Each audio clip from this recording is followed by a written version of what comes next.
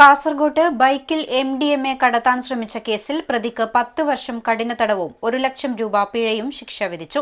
മഞ്ചേശ്വരം സ്വദേശി മുഹമ്മദ് സമീറിനെയാണ് Kasaragod additional district and sessions കോടതി ശിക്ഷിച്ചത്. 40 വർഷമായി നിങ്ങളുടെ ജീവിതത്തിന്റെ പുതുതാളം. Bindu jewellery. It's a promise of lifetime. കാസർഗോട്ട് ബൈക്കിൽ കടത്തുകയായിരുന്ന 51 ഗ്രാം MDMAയുമായി പിടിയിലായ കേസിൽ പ്രതിക്ക് 10 വർഷം കഠിന തടവും 1 ലക്ഷം രൂപ പിഴയും ശിക്ഷ വിധിച്ചു.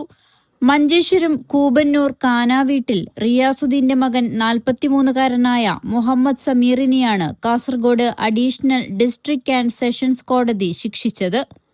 പിഴ അടച്ചില്ലെങ്കിൽ പ്രതി 6 മാസം കൂടി അധിക തടവ് അനുഭവിക്കേണ്ടിവരും. 2021 ഒക്ടോബർ 4-നായിരുന്നു കേസിനാസ്പദമായ സംഭവം. മഞ്ചേശ്വരം താലൂക്കിലെ കയ്യാർ കൈക്കമ്പ ബായിക്കട്ട റോഡിൽ വെച്ചാണ് KL 14S 9246 നമ്പർ ബൈക്കിൽ കടത്തുകയായിരുന്ന മയക്കുമരുന്നുമായി പ്രതി എക്സൈസിന്റെ പിടിയിലാകുന്നത്. Kasaragod excise enforcement and anti narcotic special squad circle inspector Joy ജോസഫിന്റെ നേതൃത്വത്തിലുള്ള സംഘമാണ് വാഹനവും MDMAയും സഹിതം പ്രതിയെ പിടികൂടിയത്.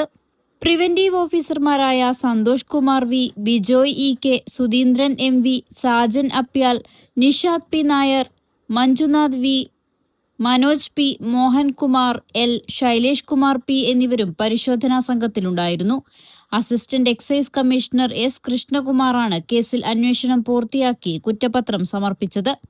പ്രോസിക്യൂഷനു വേണ്ടി additional government pleader Chandramohan G, advocate ചിത്രകല M എന്നിവർ കോടതിയിൽ ഹാജരായി. മയക്കുമരുന്നു കേസുകളിൽ ശക്തമായ നിയമ നടപടികൾ തുടരുമെന്ന വ്യക്തമായ സന്ദേശമാണ് ഈ കോടതി വിധിയിലൂടെ പുറത്തുവരുന്നത്. News 40 live, Kasaragod.